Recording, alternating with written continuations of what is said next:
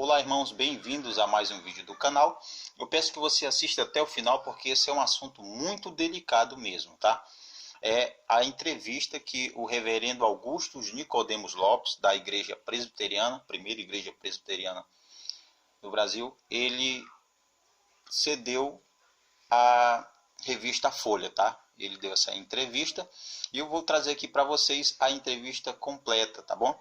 Então eu vou ler para vocês. Vocês prestem bastante atenção nas informações que o site aqui da Folha está trazendo, tá? Essa é a entrevista, então acompanhe aí. É um assunto polêmico, tem muita gente aí discordando, gente dizendo que ele ofendeu os irmãos pentecostais, e sempre aquele sensacionalismo, né? Gerando sempre aquela polêmica. Mas vamos ver se realmente é isso. Vamos lá, sem enrolação, vamos aqui.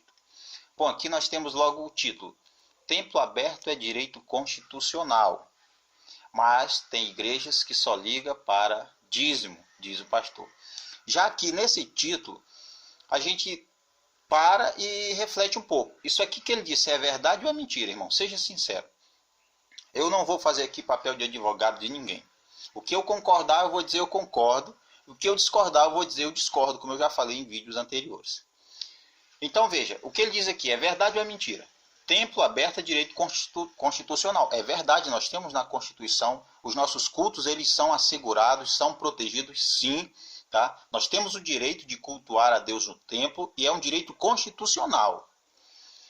Mas tem igrejas que só ligam para o dízimo. Então são duas verdades. Aqui é constitucional, nosso direito ao culto, mas infelizmente também é verdade que tem igrejas, veja só, tem igrejas, ele não disse todas as igrejas.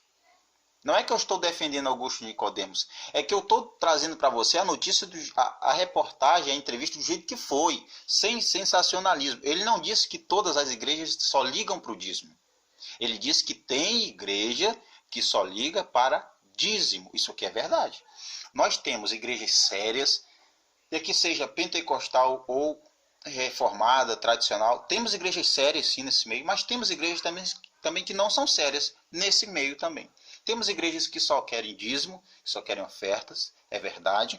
Mas nós temos igrejas também que realmente têm compromisso com a palavra. Irmãos, igrejas pentecostais que têm compromisso com a palavra, que realmente são servos de Deus. Nós temos pastores que realmente são pastores, que são líderes de exemplo, tá bom? Nós temos também aqueles que não são. Temos. Então nós precisamos fazer separação, tá bom? Nós precisamos diferenciar isso aí. Nós precisamos sempre olhar a situação toda, analisar, tá bom? Não só, esse aqui é o meu lado, eu concordo com ele, então todo mundo está errado. Eu discordo dele, então os outros estão errados. Não, a gente tem que analisar primeiro o que está acontecendo. Qual é a informação que está sendo passada, tá bom? Que é para a gente não ser enganado, tá? Vamos lá. Autor de livros sobre Bíblia e dinheiro, ex-chanceler do Mackenzie, critica lockdown e neopentecostais. Então veja só, ele criticou o lockdown e neopentecostais. Vamos ver aqui quais são as críticas, tá? Vamos lá, eu vou ler tudo para vocês porque é a informação completa. Se você quer acompanhar e saber tudo, acompanhe aí comigo no vídeo. Manter as igrejas abertas durante a pandemia é um direito constitucional que só poderia ser revogado com o estado de sítio. E a decisão por fechá-las para brecar o Covid-19 não pode ser uma coisa saindo da cabeça de governadores e prefeitos, diz o reverendo Augusto Nicodemos Lopes. Então veja só, que ele critica aqui, tá, essa decisão para fechar as igrejas como uma forma de frear o avanço do Covid-19.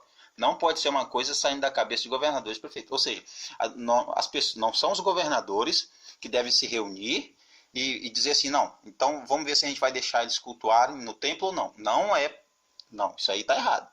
Tá? Inclusive é o que o Supremo Tribunal está fazendo. Eu não sei se já saiu o resultado, mas o Supremo Tribunal vai julgar ou já julgou se as igrejas ficarão abertas ou se elas ficarão fechadas. Não é direito do Supremo Tribunal. Tá? Eles não deveriam fazer isso. Até porque se vão colocar a igreja nesse cheque, pois colocasse todas as outras coisas. Tá? Porque agindo assim parece que é só a igreja que quebra essas regras. E é outra coisa interessante. Tem igrejas que não cumprem as recomendações, é verdade. Tem igrejas que fazem aglomeração, que não usa máscara nem álcool gel. Eu já fui em igrejas assim. Quando eu cheguei lá, fui de máscara com minha esposa e não seguiram nenhuma regra. Mas eu já fui em igrejas também onde as pessoas cumprem o distanciamento, tem álcool gel na entrada, só entra de máscara. Sem máscara você não vai entrar nos cultos. Eu presenciei, já fui em cultos assim com minha esposa, onde não entra sem máscara, e mesmo eu e minha esposa sentamos longe um do outro, tá bom? Ficamos longe pelas recomendações. Não tinha esse abraça, essa coisa, não, as recomendações seguidas. Então nós temos aí alguns que acabam exagerando, né, na fé, dizendo, não, vamos lá, não precisa ter cuidado porque Deus nos guarda. E tem outros também que podem olhar isso com maus olhos. Então a gente precisa fazer essa separação. Tem igrejas que não cumprem, tem igrejas que cumprem. Não pode punir todos por uma, tá bom? Que deve ser aconselhado, conscientizado as pessoas como tem feito. Mas não impor, nós não vamos mais poder cultuar nos templos por isso e por isso. Por quê? É para evitar o avanço? Tudo bem, então que seja proibido todas as outras coisas também. Porque se a igreja não é essencial, se o culto público não é essencial, então um bar vai ser essencial, a academia vai ser essencial. Eu não estou dizendo que esses profissionais não precisem trabalhar. Eu estou dizendo que todos precisam trabalhar. Mas que a igreja também pode sim ficar aberta tomando os devidos cuidados, tá bom? Esse é um ponto. Vamos lá. Ao que ele diz, mas nem todas as denominações evangélicas têm preocupação cívica. Tá? Eu estou assim, ruim para falar, meio cansado, não é por nervosismo, é devido ao Covid, a gente ficou com algumas sequelas, eu e minha esposa, uma delas é isso. Mas nem todas as denominações evangélicas têm preocupação cívica. Ao pleitear que templos funcionem no auge da crise, lamento o pastor da primeira igreja presbiteriana de Recife, ex-chanceler da Universidade Mackenzie, também presbiteriano. Então ele entende que nem todas as denominações obedecem às normas, né? Nem todas. Mas não é por isso que todo mundo vai pagar. Entendeu? É isso que nós precisamos diferenciar quem está fazendo errado e quem está fazendo certo. Que é uma vergonha as igrejas que não estão seguindo as normas, né? Que gera escândalo e até dá brecha para esses ataques. Não estou falando ataque do Nicodemos, até agora não vi ele atacar ninguém. Mas vamos lá.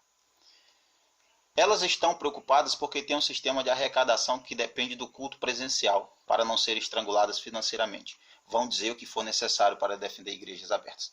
Veja aqui que ele fala, elas estão preocupadas. Quem são esse elas? Isso aqui é uma aula de interpretação, será? Quem são esse elas? São as denominações, olha só, que não têm essa preocupação cívica.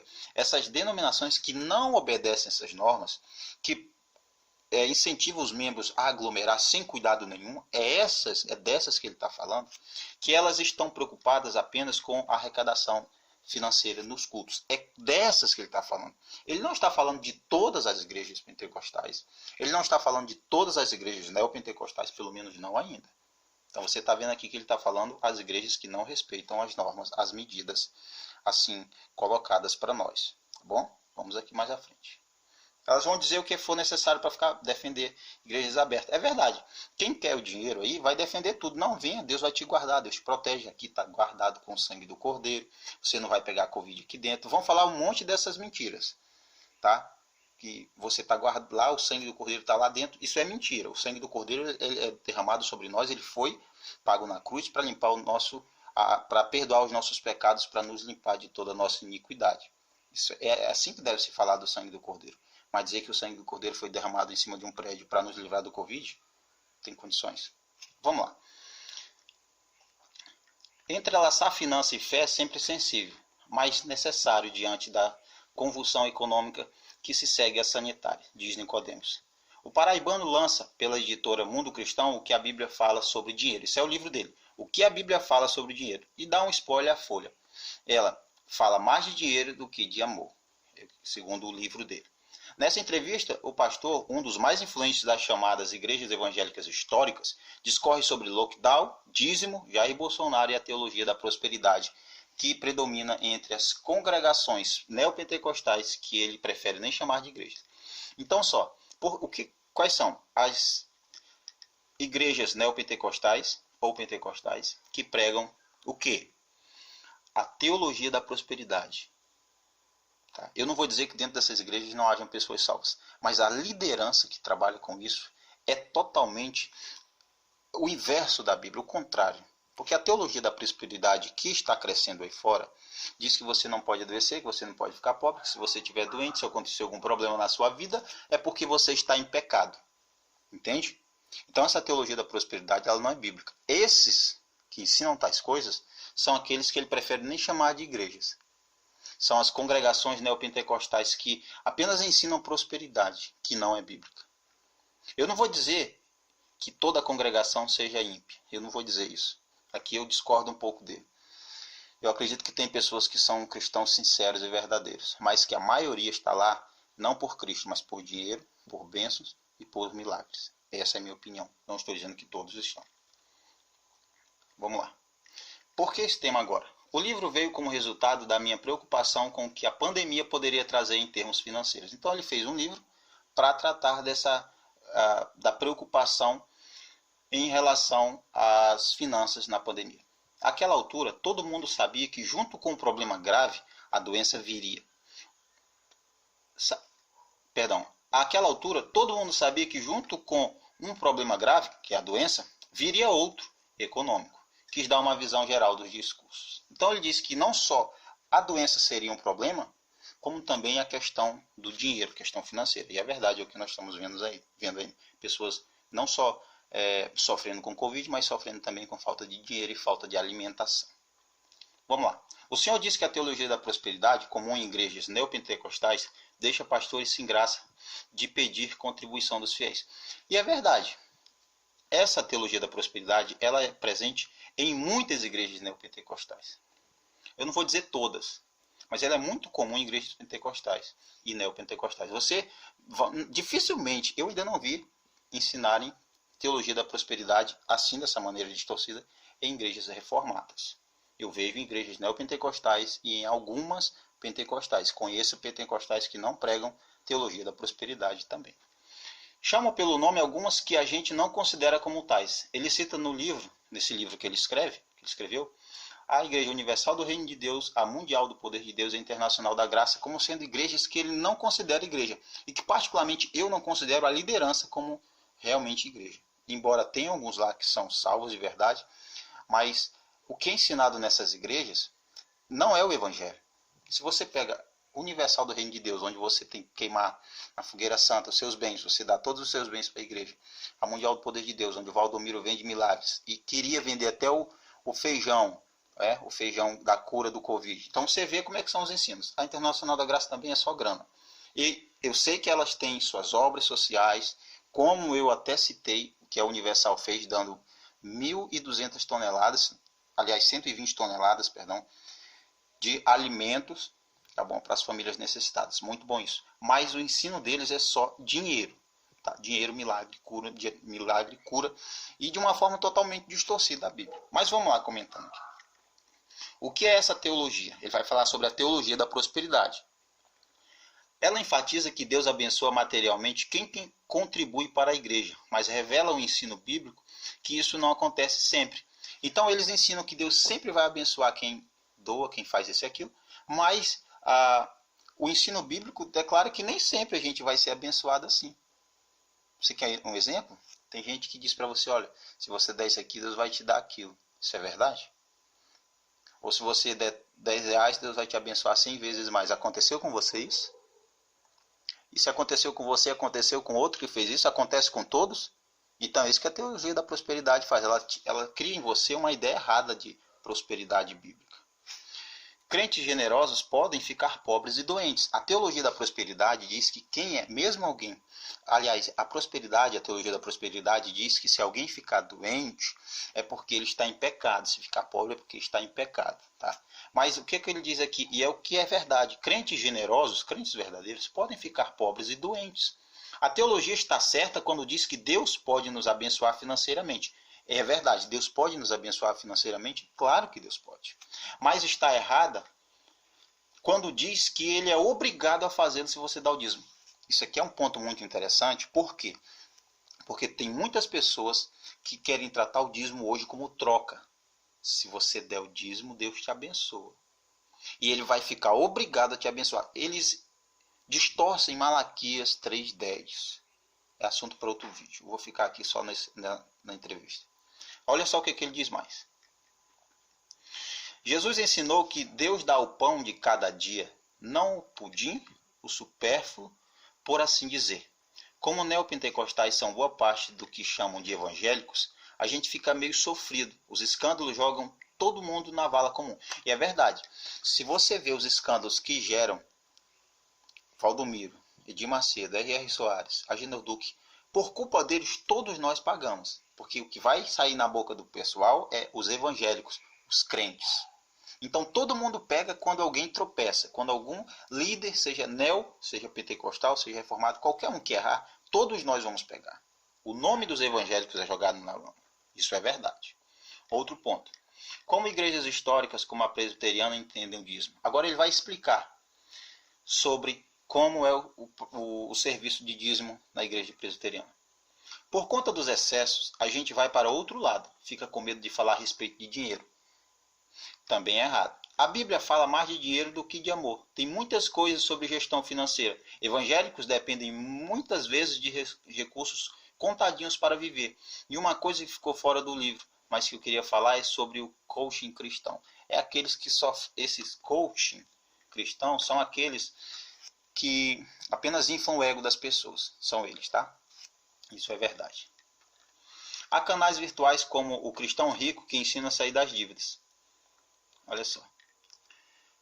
O chamado coaching evangélico se baseia em princípios que são fantásticos se aplicados no meio secular, como evangélicos se referem aos de fora da igreja. Tem que se seguir uma série de princípios para alcançar um objetivo financeiro. Ou seja, você segue aquela receita que eles dão, que os coaching cristãos dão, evangélicos, né? E aí você vai conseguir o êxito financeiro.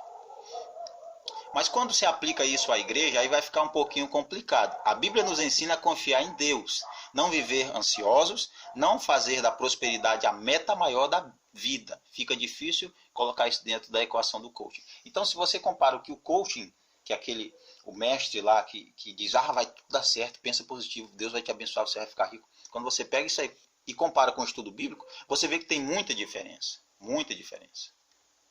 O que afinal a Bíblia diz sobre o dinheiro? Ele vai dizer, o dinheiro em si não é bom nem mal, é verdade. Depende da nossa atitude para com ele. Então o dinheiro não é mal. Mas o amor ao dinheiro é a raiz de todos os males. Não foi o que Jesus disse?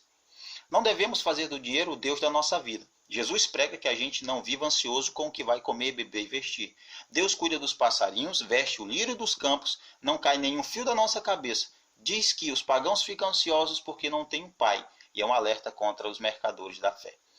Então, nós precisamos confiar em Deus. Nós devemos trabalhar, verdade.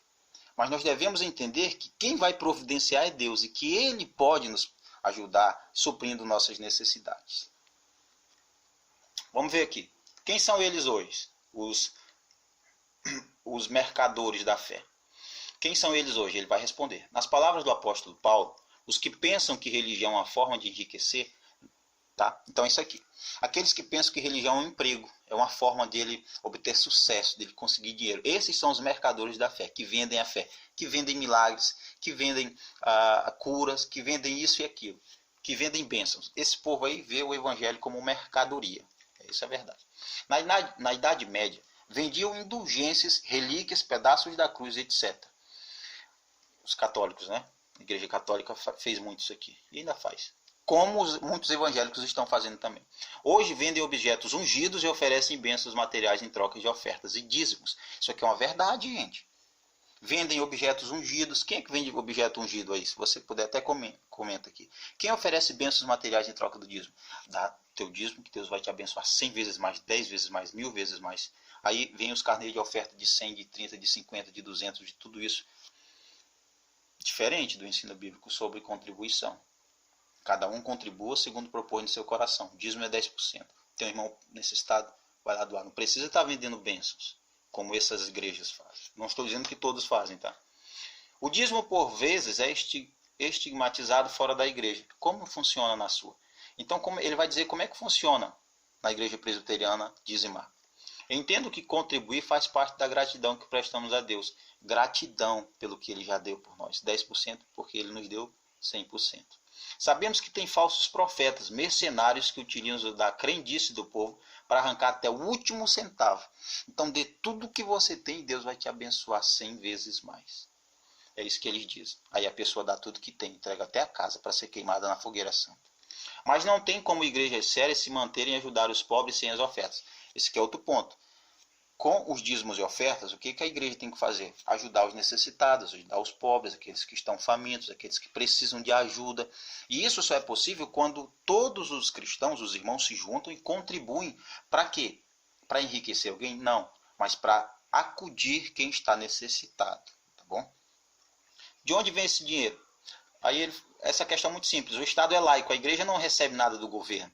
Então precisa de recursos para manter instalações, funcionários, pastores assalariados, que é direito de um pastor receber o seu salário, se a igreja pode, né? O obreiro é digno do seu salário, assim como os demais obreiros que trabalham, missionários, missionárias, que estão sempre ali na linha de frente, que estão fazendo o que deve ser feito, obras, ações sociais. É justo que eles recebam também, gente. A gente precisa entender isso aqui. O senhor dá 10% de seus rendimentos à igreja? Uma pergunta feita para ele. Essa porcentagem está na Bíblia? Veja o que ele diz. O valor de 10% dízimo é desde os tempos dos patriarcas, fez parte das leis cerimoniais de Israel e é praticada pelos cristãos como referência de contribuição que é regular, generosa e proporcional. Regular, generosa e proporcional. Então não é obrigado, não é por pressão, não é por egoísmo. Eu posso dar o dízimo, eu tenho dinheiro aqui, eu recebi 100%, eu vou dar 10%. E é conforme o que eu tenho. Eu não vou dar o dízimo e ficar sem dinheiro, tá bom? Proporcional ao que eu ganho. Vamos lá. Não vemos como lei, mas como gratidão. Que muitos ensinam que é lei. Se você não der, você é amaldiçoado, o devorador vem e te destrói, não é? Vem cortador, migrador, consumidor, um monte de coisa. Não tem consumidor não, só estou parafraseando, tá bom? Então você tem 4 tipos de demônios aí que eles criam, que eu não sei aonde é que eles encontraram esses demônios, porque em Malaquias apenas fala que são grilos, seriam só grilos, tá? Que viria destruir a plantação. Não é demônios, tá? Então migrador não é demônio, destruidor, devorador, cortador, não é demônio, são grilos só. Lá em Malaquias, tá? Aí eles espiritualizam e dizem que é demônio, não tem uma base para dizer isso. Vamos lá. É gratidão. Gratidão é o quê? Dizer muito obrigado, Senhor, porque o Senhor me abençoou. Eu só tenho 10% para dar porque o Senhor me deu 100%. Eu só tenho R$10 para dar porque o Senhor me deu 100. Eu estou aqui contribuindo para o que é preciso fazer. É isso aí. E sim, contribuo com 10% dos meus proventos. Ele dá 10%, ele dá o dízimo, ele diz. Templos devem ficar fechados ao menos em fases críticas? É a pergunta. Templos devem ficar fechados, ao menos em fases críticas? Há 2 questões para se separar. Quando a gente briga para manter a igreja aberta dentro das regras sanitárias, é pelo direito de culto garantido pela Constituição. Então, quando a gente diz nós queremos os templos abertos, é porque é um direito nosso, é constitucional. Então a gente não está exigindo nada além do que a gente merece, do que é nosso direito. A única maneira de revogá-lo é o estado de sítio, e só o presidente pode declarar um. Então, somente em estado de sítio, ou em estado de guerra, aí sim, o nosso direito, tá, pode ser, digamos que, desrespeitado nesse sentido de que vai fechar tudo, até o nosso direito de ir e vir também. Tá? Mas a única pessoa que pode fazer isso é o presidente, que pode declarar um estado de sítio. Não é Congresso que pode fazer isso, a não ser aprovar, como ele vai dizer, o Congresso tem que aprovar. Então, essa decisão tem que partir do presidente. Não é uma decisão que os governadores vão se reunir, os prefeitos vão se reunir, o Supremo Tribunal vão se reunir para ver o que vão decidir se as igrejas... Entendeu? Isso é anticonstitucional. Então, quem poderia declarar um estado de sítio e assim fechar as igrejas sem perguntar nada a ninguém seria o presidente. Então, o que está acontecendo hoje, o julgamento da igreja, que é interessante, o Supremo Tribunal julgando se a igreja continua ou não, é algo que não precisava disso. É desnecessário o que o tribunal fez, não sei se já saiu a decisão, ou está fazendo, é desnecessário, porque não precisava disso. Eu acredito que tem coisas mais graves que merecem a atenção deles do que se a igreja continua ou não aberta. Isso não é uma decisão que era para ele estar se reunindo como se fosse para decidir quem vai morrer e quem vai viver. Isso é uma questão dos líderes se reunirem e entenderem, terem consciência. Gente, vamos evitar aglomeração. Se vamos ter os cultos, então vamos respeitar as medidas de segurança. Isso aí. Vamos lá. Do jeito que está, não está bom. É uma coisa que está saindo da cabeça dos governadores e prefeitos. E os governadores estão dizendo, as igrejas têm que fechar. E vêm os decretos, entende? Fugindo à Constituição. Decretos que rasgam a Constituição. Isso aí é verdade. É verdade. Fechar de forma arbitrária é a Constituição sendo violada. Então, quando alguém diz a igreja vai fechar e não interessa a Constituição, é uma violação dos nossos direitos. E ele pergunta, o que vem depois? E é verdade, o que vem depois disso? Porque se pode rasgar um dos direitos constitucionais, então rasga tudo. Daqui a pouco a gente não tem direito mais de nada. Então essa é uma questão que deve ser levada em consideração. O que vem depois? Porque se um direito constitucional ele é desrespeitado e rasga-se a Constituição, o que vem depois? O senhor citou duas questões. Infelizmente, muitas igrejas que querem manter o culto não fazem isso com preocupação cívica. Estão preocupadas porque tem um sistema de arrecadação que depende do culto. Isso aqui é o que ele disse. Então, colocando, o senhor citou duas questões. Aí eles trazem para ele. Para ser estrangulados financeiramente, que é o que ele falou no início, que tem igreja que não se preocupa, que apenas faz porque quer dinheiro. Aí vem a pergunta. Acha que o lockdown é necessário? Ele vai responder. Tenho dificuldade com o lockdown como medida para resolver a pandemia em definitivo. Minha igreja é de classe média. Quem tem sofrido muito é o pessoal de classe mais baixa. Acho que não é a resposta para essa situação. Há outros aspectos. É verdade, lockdown não vai resolver nada, gente. Não vai resolver nada. Porque no lockdown quem sofre é a classe mais baixa. Como ele diz, minha igreja é de classe média. Quem tem sofrido muito é o pessoal de classe mais baixa. E é verdade. E ele diz o quê? Acho que não é a resposta para essa situação. Então ele discorda de lockdown. Então veja que ele não está a favor das igrejas fechadas, gente. Pelo contrário. Mas o que deve ser analisado também é se dá para a gente cultuar a Deus juntos.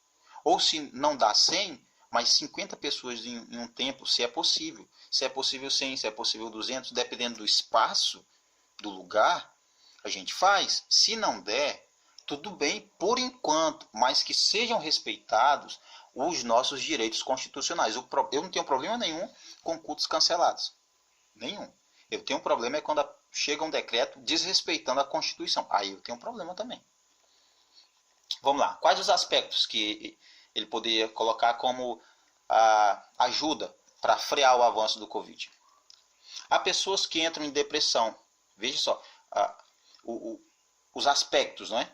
Há pessoas que entram em depressão, o nível de divórcio aumentou, você é obrigado a estar em casa com a sua mulher, coisa que não fazia antes, as famílias se fragmentando, pessoas em busca de ajuda profissional para a saúde mental, tem gente que vai dizer, é direito meu, prefiro arriscar morrer desse vírus, ou morro sem ganhar o pão de cada dia. Veja que o lockdown ele traz todas essas consequências aí. Pessoas com depressão, pessoas muito tempo na família, que não era para acontecer, mas homem agora passando 24 horas com a mulher, parece que se encheu dela, ela se encheu dele, então tem esses problemas também. Famílias fragmentadas, pessoas que precisam de ajuda para a saúde mental e pessoas também que não tem outra alternativa a não ser dizer, eu vou ter que ir, ou eu morro no trabalho pegando o vírus, ou eu morro em casa sem trabalhar junto com a minha família. Então veja a situação que a gente se encontra também. O pessoal de classe, como ele diz aqui, o trabalhador, o diarista, né, precisa trabalhar. O autônomo só recebe quando trabalha. O pessoal das classes média e alta não sentem tanto. É verdade, o pessoal de classe alta, classe média, eles têm dinheiro até em conta, não vão sentir tanto. Mas nós, de classe baixa, precisamos trabalhar, que somos autônomos, ou a gente trabalha ou não tem dinheiro, gente. E quem tem filho, vai ver seu filho passando fome? Pense bem. Não dá para ficar no lockdown, é complicado. Vamos lá. Veja só, para a economia se recuperar, há consenso de que precisamos baixar os números da pandemia. Como atingir essa meta sem medidas que surtam efeito rápido? Lockdown causaram um desastre na economia. Não vejo como podem ser a cura dela. Ele diz, os lockdowns apenas destroem a economia, não são a cura. Talvez se tivéssemos usado desde o início lockdown verticais e localizados, medidas sanitárias já comprovadas e educado a população para usá-las, quem sabe salvaríamos o mesmo número de pessoas sem destruir seus empregos e sanidade mental no processo. Então, se tivesse usado o lockdown no começo, quando ainda não tinha tantos casos de Covid, teria sido melhor e mais eficaz. Aliás, e eficaz, porque não tem sido eficaz o lockdown agora. Então, se tivesse feito isso antes e educado as pessoas orientadas, aí sim. Mas quando começou, que rolou o carnaval, espalha para todo mundo. Aí as pessoas também não têm conscientização, entende? Agora, vai só, o senhor apoiou o Bolsonaro em 2018, voltaria a fazê-lo? Olha, votaria mais uma vez dependendo de quais seriam as opções. É o voto útil, menos ruim. É aquele, entre um e outro eu prefiro esse. O presidente se precipita com as palavras, toma atitudes que não ajudam a população. É verdade, eu concordo. Bolsonaro fala muita besteira e tem muita atitude errada. Um monte de coisa errada que ele tem feito aí nas suas escolhas. Muita frase, muita conversa, exemplo errado, tudo isso. É verdade. Todo mundo reconhece que ele poderia ter sido mais prudente na condução da pandemia, até pelo próprio exemplo. Ele aparece sem máscara, poderia ter saído melhor. Então, como chefe de Estado, como presidente, ele deveria dar um exemplo. Entende? Uma coisa é eu sair sem máscara. Outra coisa é o presidente sair sem máscara. É diferente. Ele que vai dar o exemplo para a nação. Então, se ele conscientiza, a palavra dele influencia muitos. Então, no momento que o próprio presidente diz, vamos tomar cuidado, vamos evitar aglomerações, vamos usar máscara, todos iriam, com certeza, principalmente aqueles que são fanáticos pelo presidente. Isso é verdade. Mas aí eu discordo dele sobre a questão do voto. Ah, se não tem um, eu voto no outro. Eu não voto nenhum. Se não tiver quem escolher, eu prefiro não votar. Vamos lá. Mas ainda seria a sua opção em 2022. A questão toda é que o cristão, veja só, ele olha a agenda de costumes. Bolsonaro tem uma agenda conservadora, mais próxima dos evangélicos. Então aquilo de que se é de eu votar em alguém, tem dois que não são cristãos, mas tem um que é mais chegado dos cristãos, eu voto nele, entende? O que é perigoso também, que você não sabe na verdade o que a pessoa vai se transformar depois. Se aparecer um candidato com questões relacionadas à família, certamente eu votaria. Sim, é claro. Olhando as opções que tem aí, ainda me vejo sem muitas opções. É verdade, não tem muitas opções mesmo para votar. Ainda mais se você vai votar em alguém que aprova ideologia de gênero, quer destruir a família, destruir princípios bíblicos, com certeza não vou votar nessa pessoa. Não vê ninguém à direita que abraça essa pauta?